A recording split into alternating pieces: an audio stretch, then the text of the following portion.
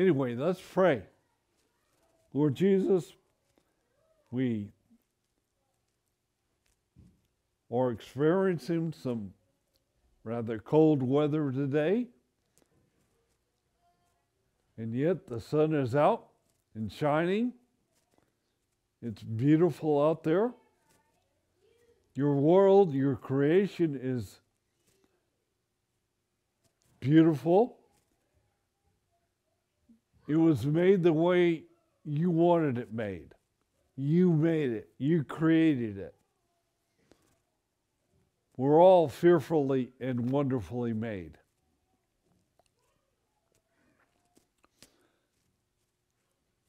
And yet we have your word to tell us our place, to tell us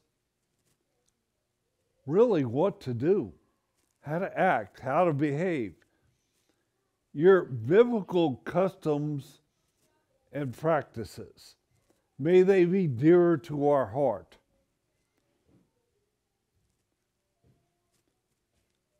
These Bible values should be taught everywhere, in every church, and yet they're not.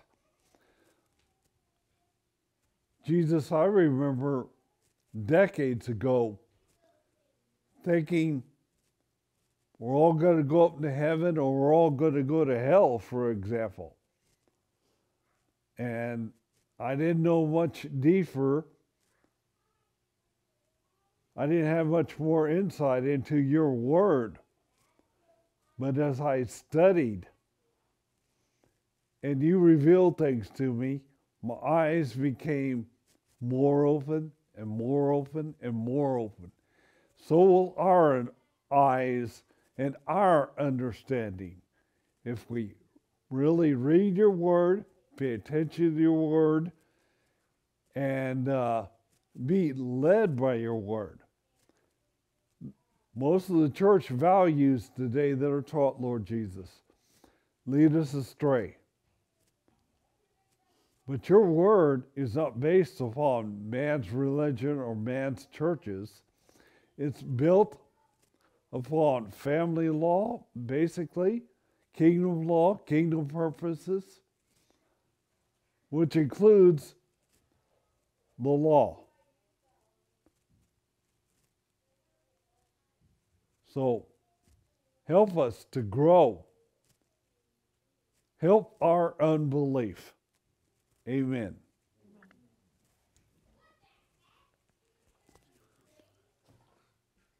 Again, it's good to see all of you.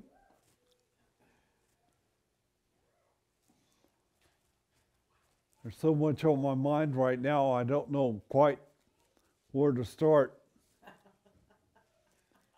So I'm going to just get myself in trouble and start.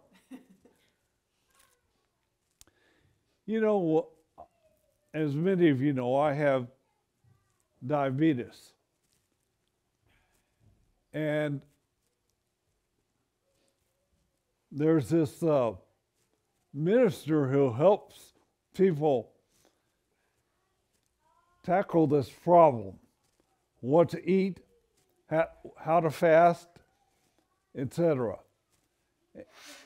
And he said one day, he said, look at it this way. He said, diabetes is like it's a big monster, a brute, a bully, and he don't care about you. He's going to knock you down if he can. And I said, yes. I got knocked down because I ignored that bully. But that bully will kick you, push you around, beat you up until things get really rough. And you better learn to fight back. You better learn how.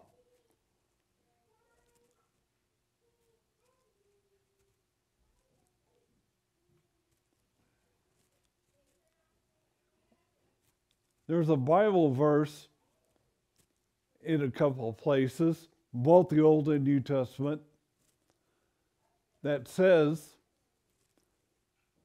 Jacob have I loved, Esau have I hated.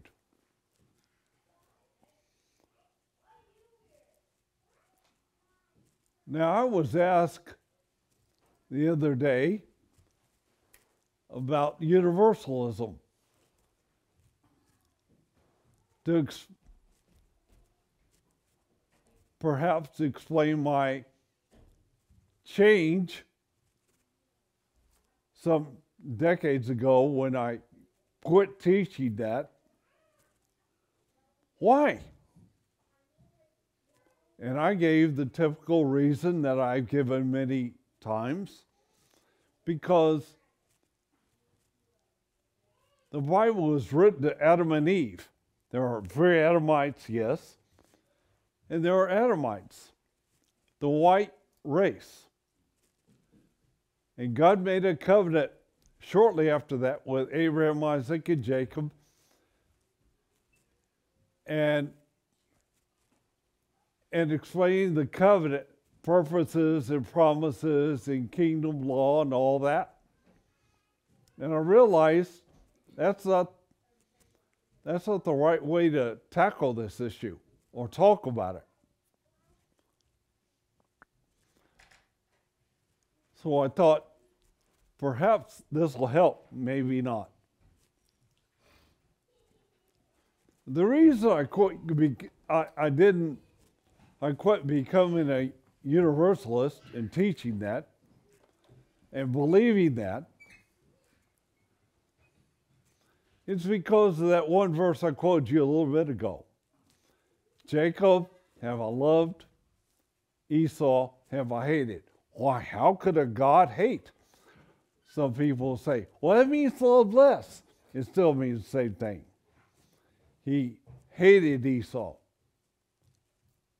We have an enemy, as an example today, that hates us in a lot of different ways. And we'll call this enemy Red Edom many times.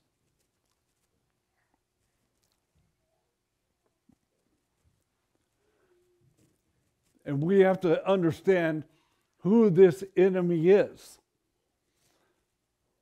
All the heads of the Federal Reserve that control our money system is headed by these Edomites, interestingly enough.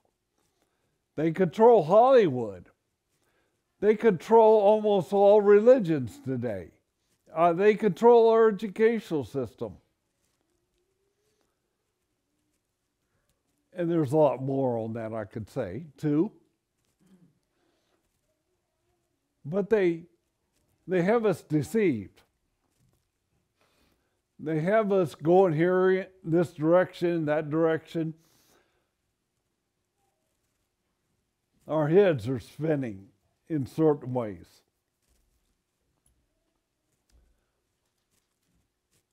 But I'm thinking about this particular subject and how to explain it on why quit being a universalist.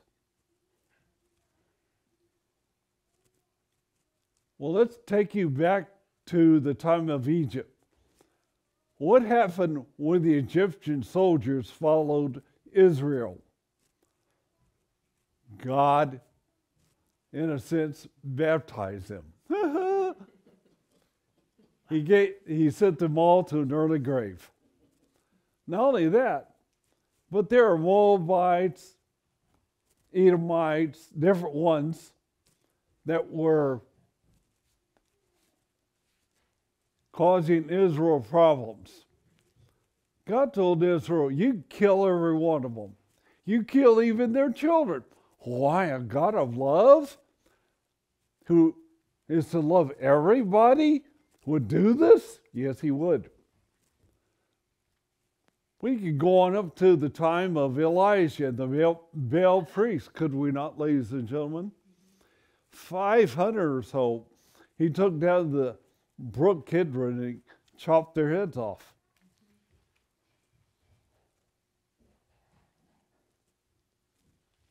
There is a cause and effect.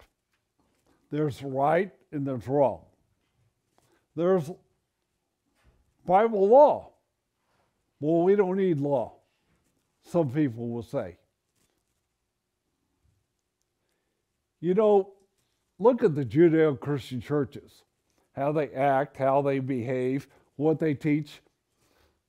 Gee, we don't need the law. They know it all. No, they don't. They're lying to you in this area. They're deceiving you in that area.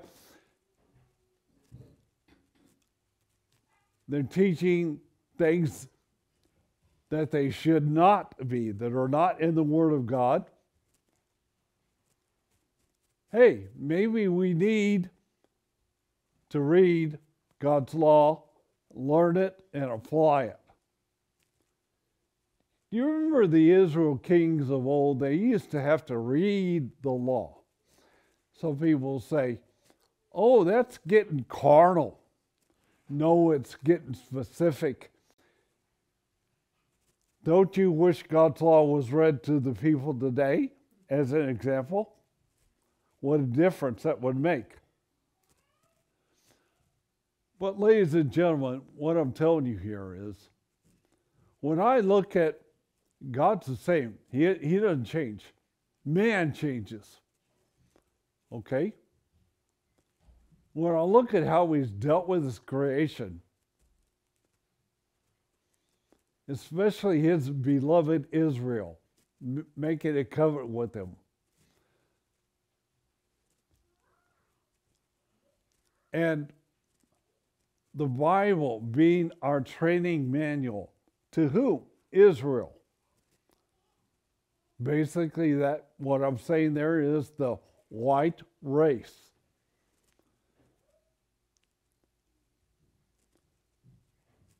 The Bible isn't written to all races. It's written to Israel. It's for and about them. And ladies and gentlemen, I'm telling you this right now. You can dabble in universalism all you want, but you better think about that.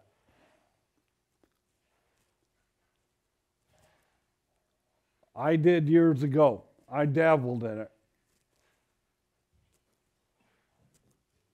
Then I remember at one of these conferences, I came back after I preached and sat down, and Ernestine Young was there, and she said, basically, oh, it was a great sermon.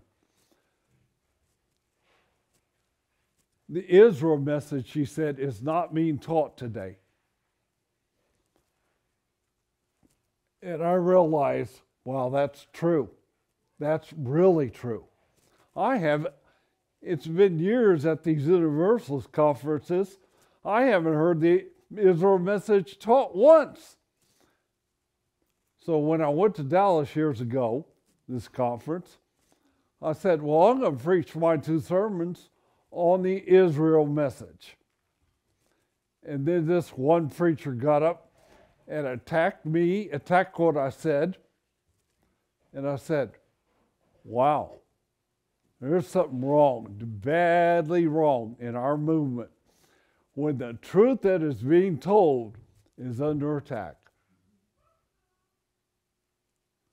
So ladies and gentlemen, I want you to think. I want you to wake up. I want you to ask questions. For instance, again, Jacob have I loved, Esau have I hated. And they're controlling us today. They're in all the systems. They're in this vaccination. They're part of this vaccination. They control our money system. They control our economy. They control Hollywood. The movies you make, the commercials are all centered around what they're doing, believe it or not. And they have an agenda. Now today, I think we're going to learn some things by Pastor Kevin Reed on what we're supposed to eat, basically. Not that we know it all, but we have a Bible food law that we should abide by. Amen? Amen. So at this time, I'll turn it over to Pastor Reed. All right, good morning. We are going to be doing just food laws this morning. Food laws, that's it. Very simple. It's an in-depth thing, and I realize it's Potluck Sunday as well, so I figured that'd be appropriate. I didn't plan that, but it just so happened to fall on it. So this one contains, what I'll be saying this morning is only the food laws. Now, I'm not a dietitian, and I'm not a clinical nutritionist, so we're not going to be getting into the effects of keeping God's diet.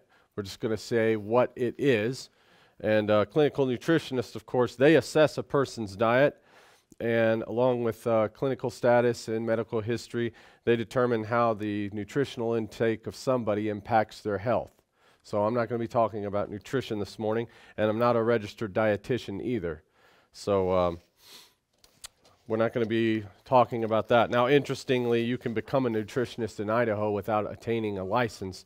So when I do talk about diet or nutrition, if you guys push me enough and you want to hear more about it, I'll go get the nutritionist little certification, and then we'll talk about it then. That way, that leaves little more to argue about. Now, according to the Bible, we'll be sticking with the food laws. So there are some foods in the Bible that I will not be discussing. That would be the fruit from the tree of knowledge. We'll be talking about that. We won't be talking about the gold dust that Moses made those people eat in Exodus 32. Deuteronomy 28 mentions human flesh. We won't be talking about that. That was actually a judgment. We won't be talking about the miraculous bread or water in the desert. Bread baked over human excrement in Ezekiel 4. That's out. Angel cakes that fed Elijah in 1 Kings. Of course, Nebuchadnezzar ate grass. We're not going to talk about that. Bread and meat from the ravens that fed Elijah. We're not going to talk about that. The bread and oil. And the miraculous fish and loaves. So we're not going to be talking about those foods. We'll be talking about the foods we eat. Those are legendary foods. We're not going to be talking about any other foods mentioned in dreams or visions either. That'd be the dreams of the Pharaoh's baker and cupbearer. You remember that? That was food. We're not going to talk about those. Gideon had a dream about a rolling barley cake. We're going to talk about that. Jeremiah had a boiling pot. Ezekiel ate a scroll. That wasn't because he was on a papyrus diet. Amos, of course, saw a basket of summer fruit. And John the Apostle, of course, ate a little book in Revelation. But we're not going to talk about those things either. We're interested in talking about Bible food law. So I don't want to mention all that and have to go into those in detail because I'd be biting off more than I could chew. So turn to Leviticus 11, and we're not going to read the whole chapter, but this will be, if you read the whole chapter, you'll come to find out that it covers, in a nutshell, God's law on clean and unclean animals. Though it may sound easy as pie, these things are actually quite tough to cover in one sermon. It's a tough nut to crack. So because of several things, due to the differences in what the Bible says, differences in translations, and of course some of these animals here mentioned, especially the clean and unclean birds, or unclean birds, and clean and unclean animals, the names change with the regions, and they have nicknames as you get into different lands, and some of these birds aren't even here. And then, of course, the New World had birds that aren't mentioned in the Bible. So it's very difficult to get these things straight when it comes to clean and unclean because the species change with the regions and habitats. Now, to show you that, I have several Bible lists that come from, I don't know if all come from Kingdom Ministries or not, but there's ones that have Bible food laws, and then here's the clean meats. And then there's a secondary to this one is the unclean meats. And this one's pretty famous. I'm sure you guys have seen this one before. This little poster here, you've seen this one. These are clean and unclean. It says, to the teachers of Anglo-Saxondom. I'm not sure who put this one out, but I think it's it's the same as this booklet here. That's the poster there is the same as this one. So yeah, those are there.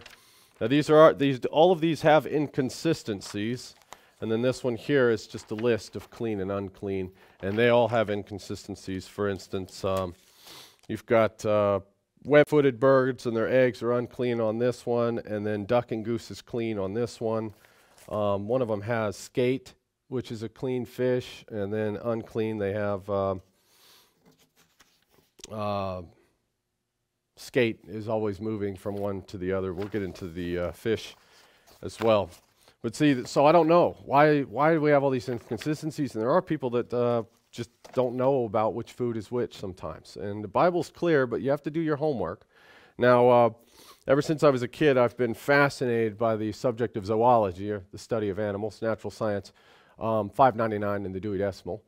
And I've spent most of my life watching documentaries and stuff about animals. I think studying God's green earth is a great way to understand how miraculous some of these things on earth are.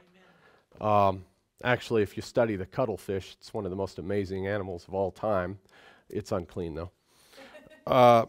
So there's inconsistencies. I want to straighten these out. For America's Promise, you listen to it, you're like, okay, we're all on the right track. Then we'll talk about diet and nutrition one of these days if you guys want to hear all about that. Because when you do study diet and nutrition, now I have an entire sermon lined up. I make little hit packages for sermons that look like this. It's a little portfolio. We'll be talking about the food pyramid, or pyramidology, if we get to a diet and nutrition. Now the government has a simple start with a My Plate plan, which is replacing the food pyramid. I actually took the test, and I see what what Uncle Sam says I should eat, what I shouldn't eat. You also would need to study before we get into diet and nutrition. This is all at the ready. I would highly suggest God's Key to Health and Happiness. It'd be a follow-up. Organic chemistry, you need to have that covered. Gray's Anatomy. Okay, now these are all things I've studied, so I expect you to as well if you want to hear this. And there's also the answer book about you. Okay, now this one's great because it's your wonderful brain, nerves and senses, why do you burp, things like that. So if you want to understand our bodies and things and how health and nutrition is eventually going to align with what God tells us to eat and not eat, we can cover that. But I'd highly suggest doing your homework first because I'm going to cover quite a few things and we move moving quickly on that. Now, I've spent several weeks studying just the Bible laws because I don't want to misstep on these matters because these are very important to people. And I'm going to say exactly what the Bible says and not my opinions. That way I don't end up eating crow, and because that'd be a bitter pill to swallow. So notice in verse 1 of Leviticus 11, and the Lord spoke unto Moses and Aaron, saying unto them. So God is speaking to Moses and Aaron. That'd be the civil ruler as well as the ecclesiastical one. So understand this is a national law. What follows is national Israel. So this concerns the whole of Israel. That's us. Now, as you read through Leviticus 11, you'll notice that there are four main divisions that God gives in the food laws, and that would be quadrupeds, or four-footed land-dwelling animals. Then he addresses aquatic animals, or the birds of the seas, the animals of the seas, the birds of the air, and creeping and swarming things. That's the only thing the Bible's concerned about when it breaks the animals down to four divisions.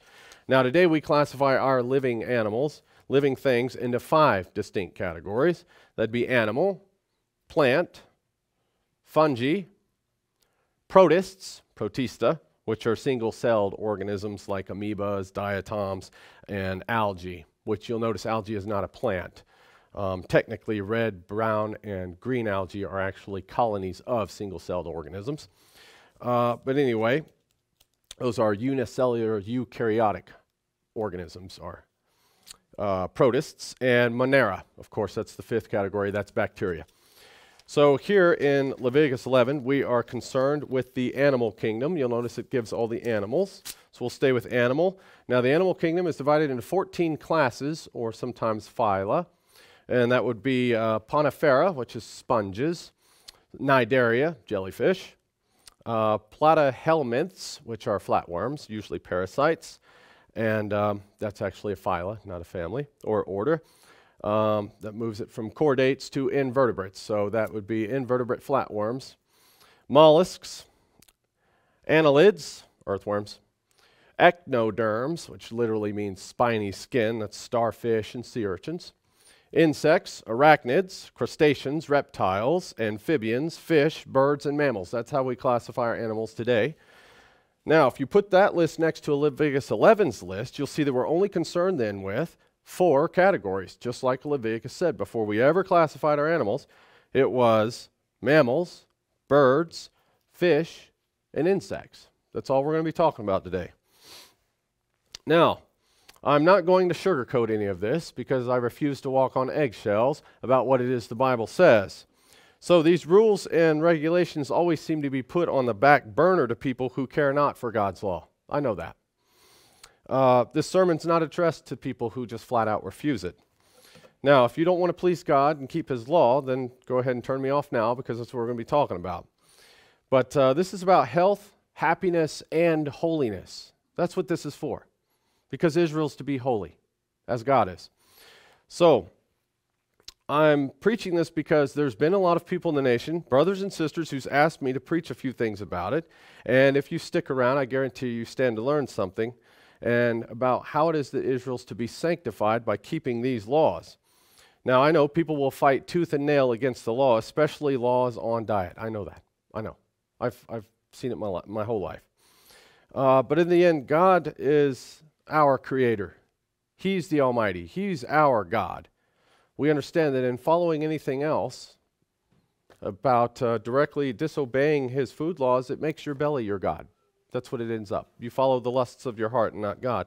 So let's get that straight, because anything edible then is clean. Everything that is clean is edible. Therefore, if it is unclean, it is not edible. If it is unclean, it is not edible, in spite of the fact that you can buy it down the road at the supermarket. Anything unclean to a Christian is not edible. Now, that automatically means that in the 14 classes of the animals that we classify now, that means we can automatically toss out things that are inedible because they are unclean. That would be the mollusks. Toss that whole category out. That's oysters, clams, mussels, snails, amphibians, frogs, toads, salamanders, newts, reptiles, lizards, snakes, turtles, arachnids, spiders, scorpions, ticks. So all those categories are out immediately. They're inedible foods. So remember, kings play chess on fine green stools. Remember that from school? That would be kingdom. What kingdom? What kingdom? Animal kingdom. Phylum, chordata, or those having a backbone or vertebrates. And class here is mammal. That's what we're concerned with.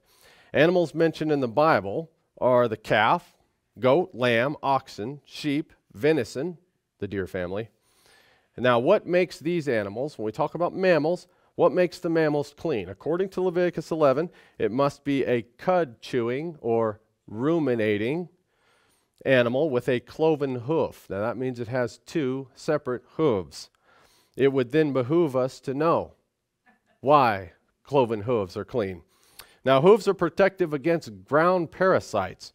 That's because no flesh is directly in contact with the ground. And if you know how the flatworms and parasites work, that's exactly how animals get it. Even with a paw, it happens. So cloven hooves don't throw up dirt or anything either when the animal's in a dead run, which keeps the parasites in the ground from contacting the animal's skin. That's an interesting thing. And cloven hoof animals are occasioned far less by harmful and dangerous diseases and parasites as a result of this type of anatomy. There's also a keratin sheath that encloses the toes that further protect the flesh from any ground-borne parasites. Now, but what of the cud-chewing rumination? Now, I've taken the liberty of reading some of the Merck's veterinary manual this week. I've read Merck's veterinary manual from 1986, which would be the 6th edition, and also cross-reference it with the 11th edition that came out in 2016. So the cud-chewing ruminants, what is it about this animal that makes it a clean animal? This is all scientific. God knew exactly what He was doing. I want to assure you, all the clean animals in the Bible were not just simply a coin flip. There's a method to the madness. So ruminants differ significantly from other mammals in that much of their feed undergoes microbial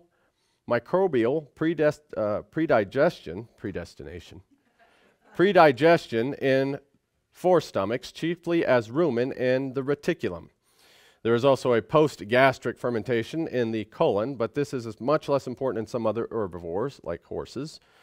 So that fermentation in the other stomachs, okay, that's what we need to take away from that. And I have some very technical manuals on what it is that happens with the cud chewing, but I'm not going to read the veterinary manual on it. Anyway, what happens is the other animals that have similar grazing habits to the clean animals do not possess the complex digestive system that the cud-chewing, cloven-hooved animals do. That's the key. It must be a complex digestive system. Now, the animals that are clean to eat here are not predatory or carnivorous. They receive all the nutrition that they need from the plants they eat. And of course, this also is a result of less parasites and fewer diseases. In other words, they have clean flesh because of that. And it's the fact that they do ruminate or chew the cud, that the multiple stomachs, and I know you guys have heard this if we studied law before, that is what digests, and it actually puts more vitamins, especially like K and B2, back into the animal because it goes through the system again. Predators, on the other hand, you see they consume fat and blood, which easily contains parasites. It's also the reason why Israelites are forbidden from eating fat and blood. And obviously scavengers are out because they dine on the dead and decayed flesh of other animals. So cloven-hooved ruminants are cud-chewing, multi-stomached animals with split hooves who have a complex digestive system. If an animal has these things, it is clean then. That's all you have to know. Then that means cattle, lamb, goat, deer, elk, buffalo, caribou, ox, sheep, ibex, mountain goat known for being able to stand on very steep cliffs. Also a pro having the split hooves. It gives them a better ground control. Gazelle, moose, antelope, all clean. Bison, yak, and giraffe. And giraffe. So yes, now did any of you guys bake up giraffe burgers for potluck Sunday? Okay, we'll have to see, but yes. And of course the giraffe that popped into your head would be the Jeffries giraffe, like the Toys R Us. That's the giraffe you're thinking of. There's other giraffes, by the way. But the Jeffries giraffe, I've watched a lot of documentaries. All right, that means also, and this is important, that byproducts from clean animals are acceptable as well, and that's what's going to get you. Milk, butter, cheese, and gelatins.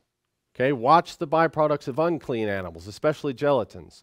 Now, I know somebody's automatically going to answer, hey, Reed, look, we're not supposed to have milk. Well, when you talk about what the Bible talks about, it's goat's milk. Tallow, fine, as long as it's from... Right, yeah. We'll get into eating blood and fat later. That would be the rituals of it. Yeah, tallow's a good one because then you're talking about like lard. You know, obviously lard's out, but tallow's about the same. Right, refined fat. So, unclean mammals then, these are easy. Everybody knows these. Swine, pig, boar, hog, anything of the canine family. Dog, coyote, fox, hyena, jackal, and wolf. Felines are out. That'd be cats, cheetahs, leopards, panthers. Anything in the equine family. That'd be donkeys, horses, mules, and zebra. Anything of the order Rodentia, squirrel, rat, mouse, gopher. Anything from the order Lagomorpha. That would be hares and rabbits. Anything from the family Chiroptera. That would be bats. And no primates, no whales, no sea cows, and certainly no lions, tigers, or bears. But scientifically, by following scientific principles of the Creator, one can classify then. You see, we can classify any animal into clean or unclean. That's how we do that. And that's how we understand that some of the animals that we discovered here in the new land were actually clean, even though they weren't listed in the Bible. One that comes to mind is always the turkey. You see, the turkey is not listed in the Bible anywhere. But we got here, and yet we eat turkey. So how is it that we came up with the turkey and the modern chickens that we have and all this are clean animals? We'll get to birds in a minute. Now, just because clean animals aren't common menu items, now, that doesn't mean they're unfit to eat. I know giraffe is surprising. It surprised me as well. But it's fit to eat. It's not a common menu item. And game animals, too. You don't see that everywhere, but deer are just fine. Actually, I was always on the fence about bison or buffalo, and I actually asked Pastor Dave, and he said bison and buffalo is fine. I said, okay. And here it is. There it is. He was right. All right, birds. Now, birds gets complex. Birds was a trouble one for me. Because after a little zoology, it's actually a piece of cake. I want you to know how much effort and consideration I've put into this sermon, because by studying this, I wanted to be absolutely certain that what I was presenting you was absolute truth this morning. I did not want to give you the wrong information. And of course, I have a natural talent and remarkable memory as it is. So I felt like it was my job to put that into use for you guys. So it was a lot of study. And this is for your benefit. I know it's a little technical, but it's necessary that we go into depth, because I wanted to present everything I'd found in one sermon. So we're going to move quickly. Anyway, birds. That's the category I found the most inconsistencies with the Bible food laws that people put out. It was always the birds, especially duck, geese, and swans. That was the one. Nobody can decide which one's clean.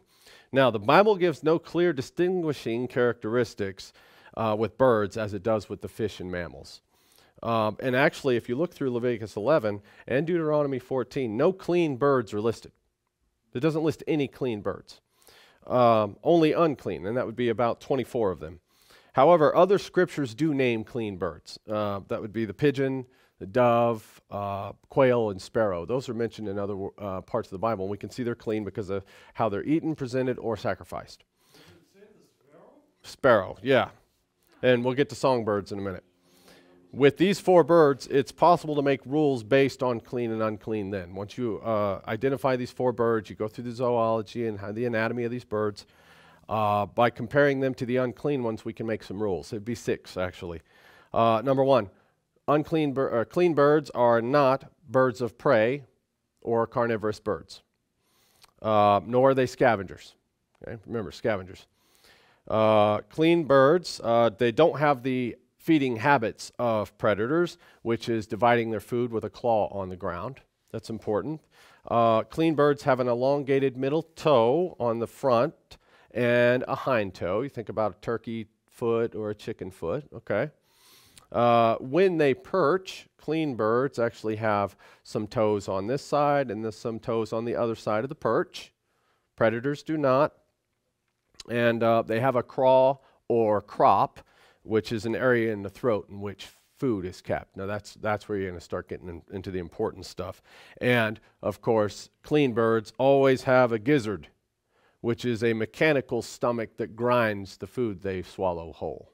So again, clean birds are going to have a complex digestive system. That's going to be the thing, because they're not scavengers and they have complex digestive systems, which means they clean themselves as they go and digest the food, and it gives them everything they need.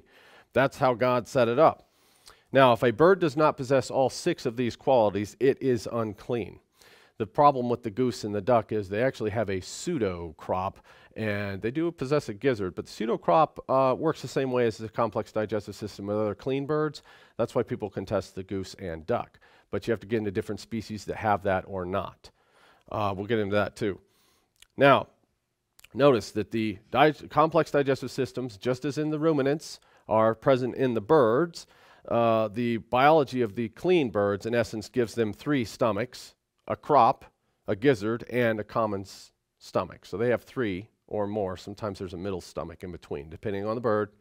But the extra digestive organs allows the birds to, again, receive all the nutrition they need from the plants they eat, just as with the clean animals. Generally speaking, clean birds are vegetarians, although some do eat nuts, fruits, and seeds. Clean birds are as follow, and pay attention. Clean birds: chicken, turkey, quail, pheasant, guinea fowl, rooster, pigeon, dove, peacock, some songbirds, some duck. It's usually the domestic species, since that would be the domestic species is fathered by the mallard family. So stay in the mallard family, you're fine. And there are some subspecies of the mallard that are contended. Subspecies of the mallard would be the Muscovy duck. He's contended. But anyway, mallard's good. And some duck and some goose and some swan. Now, when you get into duck, goose, and swan, it's going to be the domestic varieties. That one Pekin duck. No, the Peking's how it's prepared over in China, but I'm talking about the species. But anyway, I don't have all the time this morning to go into the paperwork and all the species, but I did obviously I did my homework. If you want to see it, we'll go through it. You give me a call or an email or something. I'll go through the whole thing. But one word about the word swan, and you'll see it listed here. Now remember, in Leviticus 11, only unclean birds are listed, and you will see swan. That's King James. When you see it in the King James, it should be translated ibis. And you've all seen ibis if you've ever seen a hieroglyphic of the Egyptians. It's the bird with the curved beak. Okay, that's the ibis. It's common in that part of the world. They didn't have swans over there. And sometimes referred to as the stork or water hen, unclean. So swan is clean.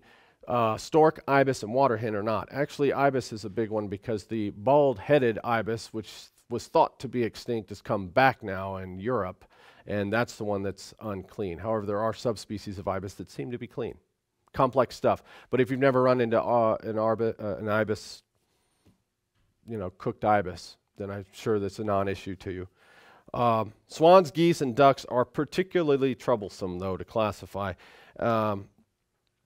as inherently unclean. You see, they're not inherently unclean, but that's regional differences in nicknames that usually confound the clean and unclean birds. It's the anatomy of the bird that you have to pay attention to that makes it clean. And ducks, geese, and swans make the cut. They make the cut. Now, the rabbis, and I looked up what their kosher laws were on the rabbis too, just to see if we agreed or disagreed. They really get into whether or not the gizzard is easily peelable and stuff like that, but I ignored their stuff. And then, of course, halal, which is the Muslim version of kosher. They argue against the duck and goose. However, duck and goose seems to be kosher as far as they're concerned. I don't take the kosher laws as gospel. I read it for myself and then do the work like I do. So, but I did cover all the bases. Okay. I know there's going to be disagreements one way or the other, but if you're not sure, pray about it. Confer with a pastor. Okay, that's what I did. Or you can call me and we'll chew the fat. Now, insects. According to the Bible, insects must have wings and 4 feet. And as soon as I read that, I said, I do not know of any insects that have 4 feet. There's none. There's no 4-footed insect, technically. There's not. I already knew that. And I was like, what's going on here? Okay, so to be called an insect, I knew this much. To be called an insect, it must have at least 4 basic characteristics. Any bug. An insect must have a body given in 3 divisions, and you guys already know the 3 divisions. Head, thorax, and abdomen. 3 pairs of legs, that'd be 6, attached to the thorax, that's important. Compound eyes, antennae, and of course, that's 4. Wings are optional. However, most often an insect has wings. Now, that would be grasshoppers and locusts. The hind legs of grasshoppers and locusts are used for jumping only, and they differ in the anatomy and position of the other 4 legs. That's why the Bible calls it a 4-footed insect. You see, it was spot on. So, the locust, grasshopper, some crickets are technically 4-footed insects, just like the Bible said, before we ever had all the math and science we do now. They stand and walk on only the front 2 pairs of legs. So grasshoppers, locusts, and crickets, true crickets, are clean.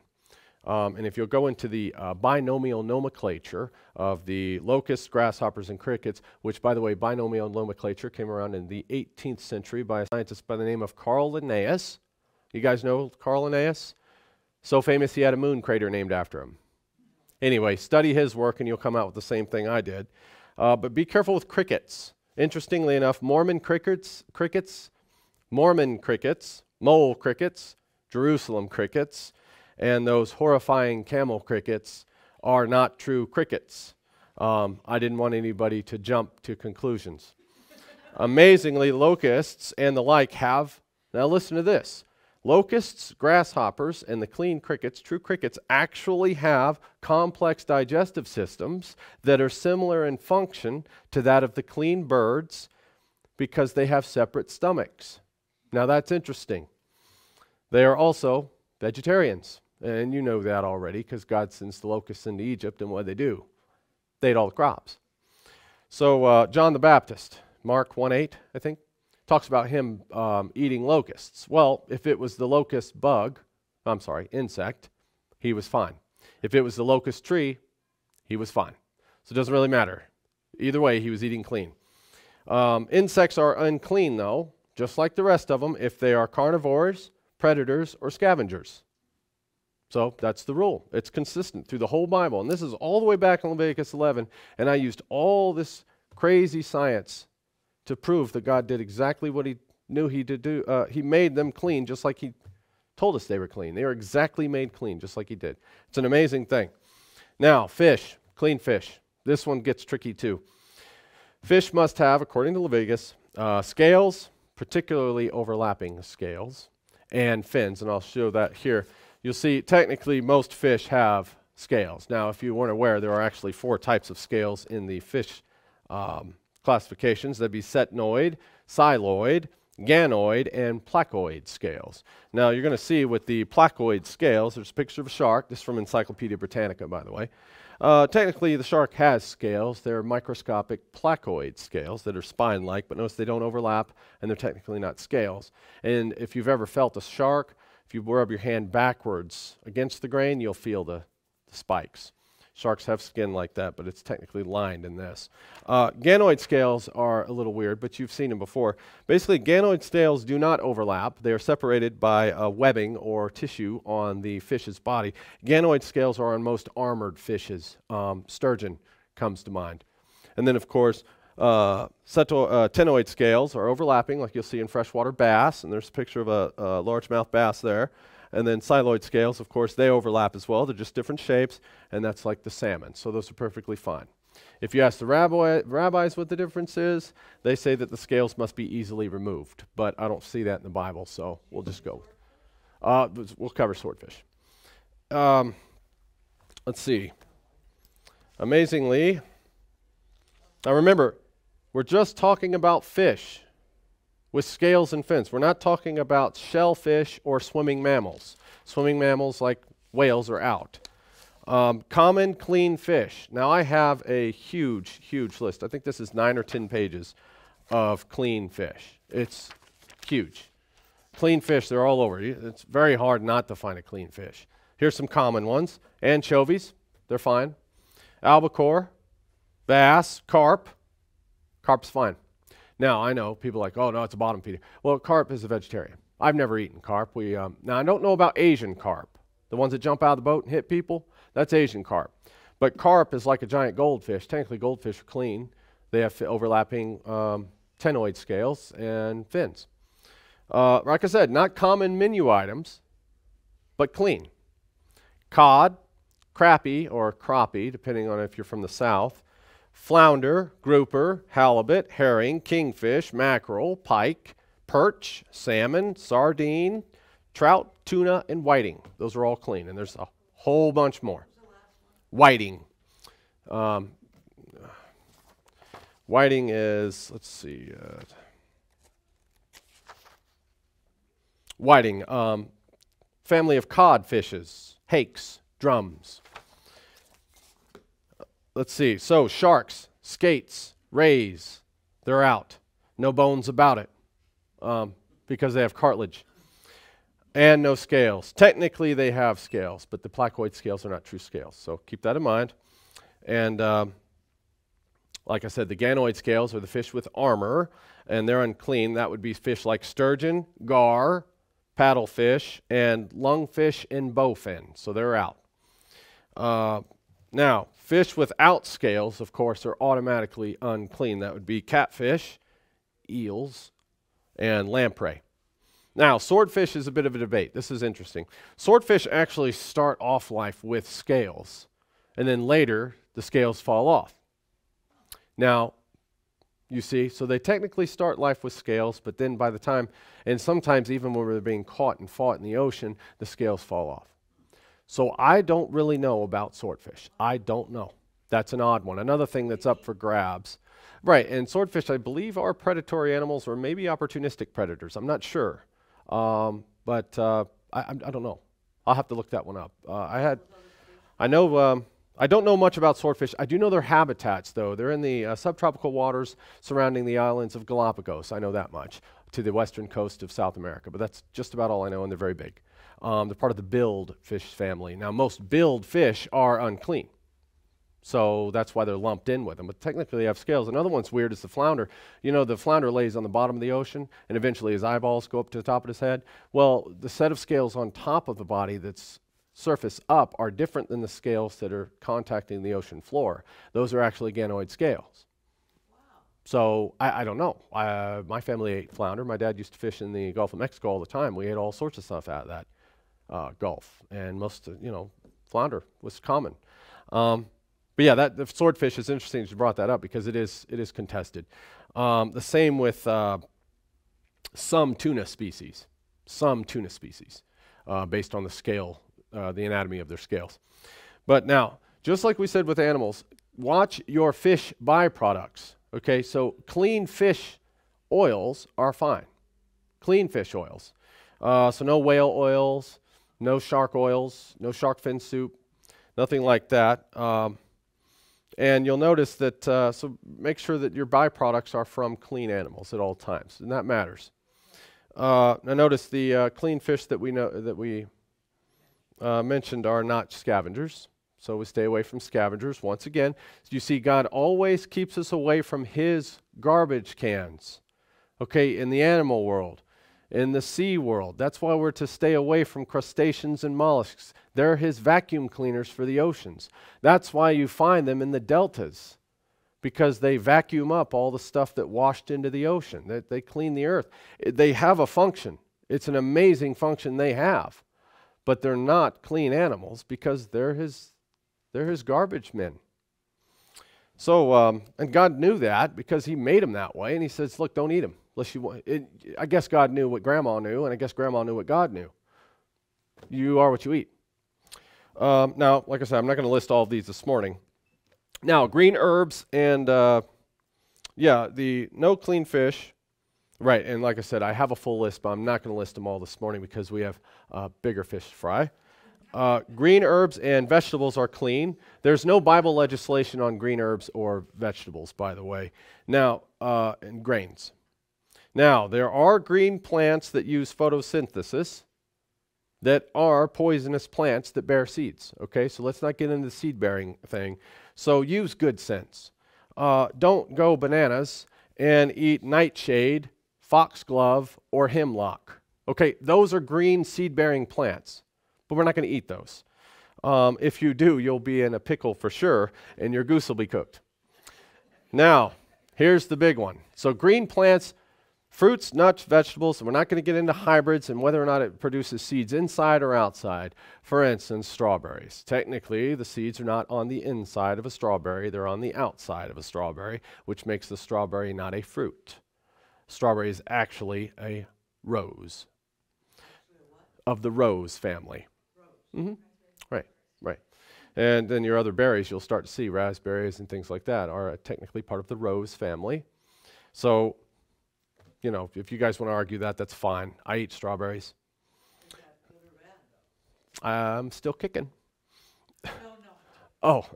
Well, the seed thing is going to get into whether or not you can eat certain citrus, whether or not you can eat hybrid fruits that exist now, but then I'd say hybrid is GMO stuff too, so stay away from it. But the seed-bearing plants gets into arguments, and then like is a pumpkin a fruit or a vegetable, all that. Like I said, what we're talking about is green plants. There's no legislation in the Bible against green plants, so eat all you want, but I'd stay away from nightshade, things like that. Don't eat poison oak. Now, fungi, mushrooms, this is a big one. This is the one everybody has questions about. There's quite a bit of gray area here when we investigate it as far as mushrooms being edible. Now, both arguments for mushrooms and against mushrooms are fairly convincing. They really are. As for my own research, and I've diligently studied this week, I cannot completely say that they're strictly forbidden, and I can't completely say that they're strictly clean to eat. There's really there's nothing. It's really up to you. You decide, I guess. Their popularity comes and goes, I know, but, and yes, some people are like, well, Reed, didn't you know that the toadstool's poisonous, so we shouldn't be eating anything? Well, I just told you that there's other green plants that are poisonous, and you shouldn't eat those either, but that doesn't outlaw all plants now, does it? So don't let that rule be the one they use. And then some people, now the biggest thing about fungi is they're like, hey, look, Reed, didn't you know that mushrooms grow on death and decay? And we just talked about how the clams and oysters and stuff are God's vacuum cleaners. So if we can't eat them because of the garbage they eat, then what is it that that's in the soil that causes the mushrooms to grow? And that's usually decay, right? And that's sometimes an argument against mushrooms. However, what about cultivated mushrooms then? Then see, nobody has an answer because that's grown in a controlled environment, right? And the Jews cultivate shrimp. Cultivate. So, well, now shrimp's a matter of law, obvious law. But mushrooms are not. That's why it's up for grabs, because shrimp would be a shellfish, which is in Leviticus 11 outlawed. They don't feed them what they normally eat. Well, right. I wouldn't feed, if I fed a pig apples a day, I still would have, a clean. Because what you have to do is you have to understand the difference between clean, unclean, common, filthy, and abominable as Bible definitions. Now, something, and this is a good argument, it's actually a decent argument to have, because if I said, look, this animal is unclean. It's an abomination, which is what God calls these things. Don't eat them, they're abomination. What God means by the word abomination is it is filthy in a state of filthiness that cannot be cleaned, cannot be cleansed. So pigs are abominable. Now, it's like poison oak. You can't clean it to eat it. It's inherently unclean, right? Now, when your hands are unclean, remember when they fussed at Jesus about, it's not what goes into a man's body, but defile him, but what comes out. Remember that one? His hands were unclean. Now, that doesn't mean his hands were abominable. It means that they had contacted contaminants, but they could be washed and then be clean. That's the difference between, and then, of course, Peter's sheep vision. Common, right? Remember, common. Something that was unclean but can be in a cleansed state. There is no such thing as an unclean pig being scrubbed enough to where he's clean to eat. There's absolutely no such thing. Jesus did not die on the cross to do that either. And I know people will say, well, Reed, pork's fine to eat as long as you cook it. You mean to tell me that God in his creative powers, he created the pig, but he stopped short of just cooking the pig long enough to make it pure? So we got to finish the job? No. Pork is abominable because its unclean state cannot be taken away from it. And you'll notice that's unrepentant sinners too. Okay. The ones God hands over to the unclean works of darkness. All right. Now, personally, I've given you my thoughts on mushrooms. It's a difficult one. When I was growing up, my family, it was a gray area to us, so we just generally left them alone. But I didn't have to go out of my way not to eat mushrooms, and I don't have to go out of my way to eat mushrooms. So it really is a non-issue to me. If you get a mushroom in beef pizza, I'm sure you could just pick them off. It's not going to kill you. The rabbis are a little concerned about mushrooms, but not in the fact that they're so unclean, is that in the gills of the mushrooms can live bugs, and they're not kosher. So that's really the only thing they ever say about it. Now, some people will argue about, well, you see, Reed, when God's giving us these laws, he's giving us laws about things we can differentiate in the physical world with our eyes. Understand there were no microscopes made, so how are we to know about these things? Being clean or unclean. God's showing us just things that are in visible quantities, right? Actually, a microscope was invented by Leeuwenhoek in the 17th century. So yes, it far outdates the Bible, or predates the Bible predates the microscope by a few years. So what people argue is, well, how is God telling us what things are clean or unclean that are microscopic when the Israelites would have had no way to identify them in the first place, right? That's something against spores, and that's the argument for or against mushrooms, as far as them being seed-bearing. Now, if you'd like to argue spores, and I know you want to, and seeds, one way or the other, spores, seeds, I would suggest coming to the table when you call me, ready to discuss yeast, mold, fermentation, and opportunistic pathogens. Okay, if you don't know anything about those 4 subjects, please read up and then email me, because I don't want to start from scratch.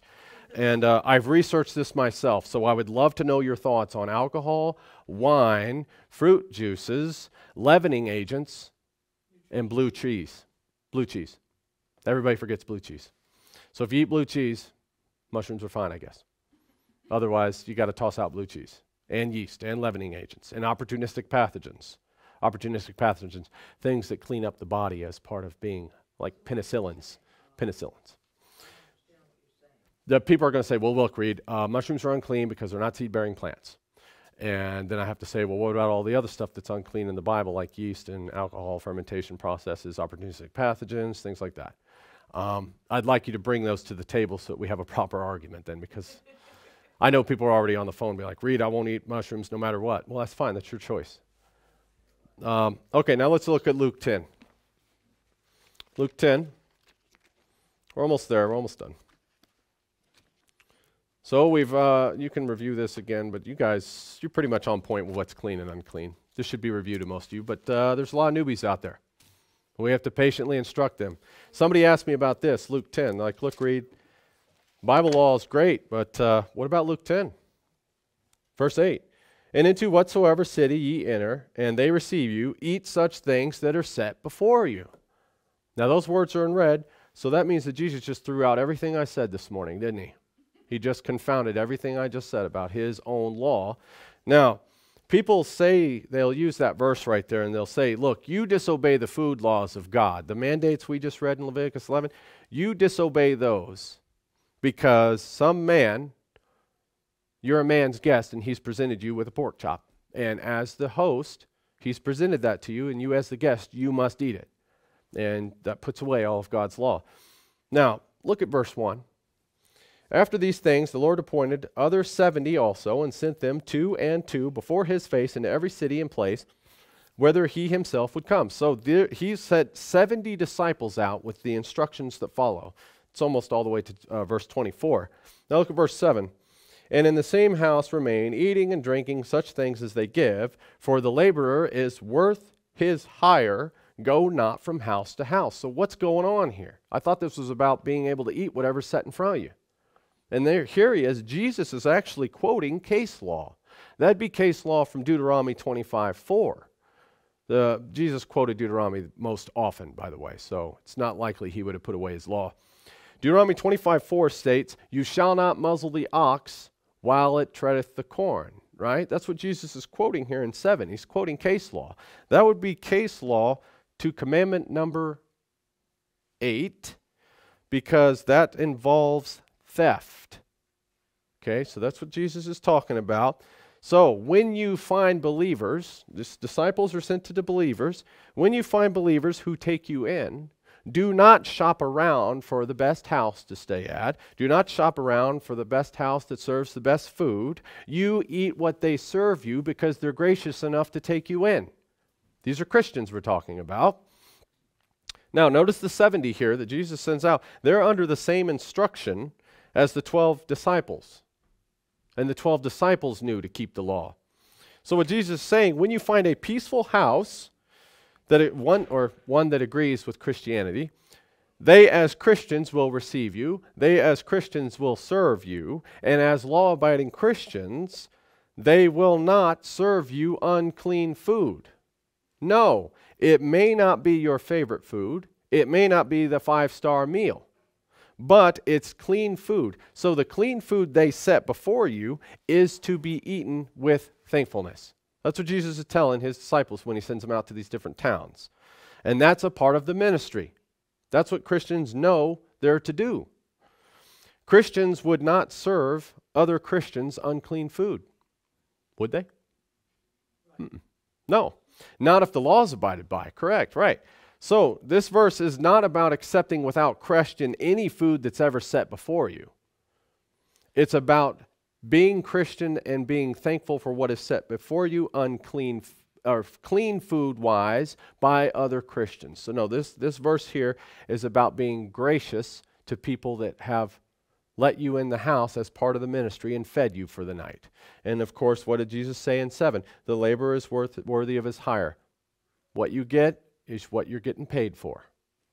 That's your payment, and you're worth that. Do not go shopping around houses, and because somebody's having hot dogs and somebody's having a ribeye, you stay there and you eat there. You see what kind of problems that would create. That's a Christian behavior, Jesus is saying. He's not putting the food law away. Now, another one that people like to pull on me is they'll say, okay, Reed, well, you know, that one may be the disciples, but look at 1 Corinthians 10. This will be Paul writing to the church of Corinth. 1 Corinthians 10, look at verse 27. This one's always brought up with the food law. Now, listen to, we'll start, 27. If any of them that believe not bid you to a feast, and you be disposed to go, whatsoever is set before you, eat, asking no question for conscience sake. Now there, see, now Paul's just put away all of God's food laws in Leviticus 11, did he not? But what is Paul talking about here? Paul's talking about food, according to verse 25, that's been bought in the shambles. That'd be the meat market in town. And yes, the animals in town, now where's he at? He's in Greece. Some of the animals in town were ritualistically slaughtered for the gods, sacrificed to the gods, right? Before they got to the meat market. They were slaughtered with in a certain way, with a certain instrument, or with a different kind of prayer or a ritual involving some pagan god. And then they were sold that way. But Christians, we know better. And what Paul's talking about is, yes, the practical message is ignore what happened to the animal before it was purchased and cooked for you, as far as it being part of some man's ritual. That's not our religion, so ignore that. Just make sure you eat clean meat. That's all Paul's saying. Now, does that still happen today? Is food still sacrificed to other gods and we're to ignore it? I went over the kosher laws, and I was asking Miss Kathy, I was printing some of these things out, and I was like, I just can't figure out why the Jewish people are so concerned about wanting to keep it, that part of it, while ignoring Jesus and all. I couldn't figure out why they were so weird about the food laws, and I started saying, well, what about it? So I looked up like kosher. You know, it's got the little U in it, you know. I used to work at Costco a long time ago, and around April, they'd start putting out all the kosher foods, right? Well, I checked the ingredients. It's the same stuff. But the price just skyrockets with that little stamp on there, right? Well, I looked it up. So I went through the whole thing this week and about like what it is that makes a food kosher. It's a whole lot of waste, by the way. It has to be, the animal in question has to be cut with a specific knife. That's the kosher chalif. Okay, that's the Jewish knife that they use. It doesn't look any different than anything else. But interestingly enough, these knives are not cheap. There's nothing real special about them other than they've been blessed. You can get one starting at $918 for just the one. And they go all the way up to $3,138.50 for the 22¼ inch chalif, which is the special knife that is used to slit the throat of the cow. And I've watched the videos. PETA snuck some cameras in, and I've seen it. It's not a big deal. They take this knife and they slice the cow throat, and he bleeds out, and then he's out. You know, whatever. Nothing really inhumane about it. You drain the blood, fine. But this knife is $3,000. Then they've got to pay. They got to pay the guy to come in and do that. Not just anybody can hold this knife.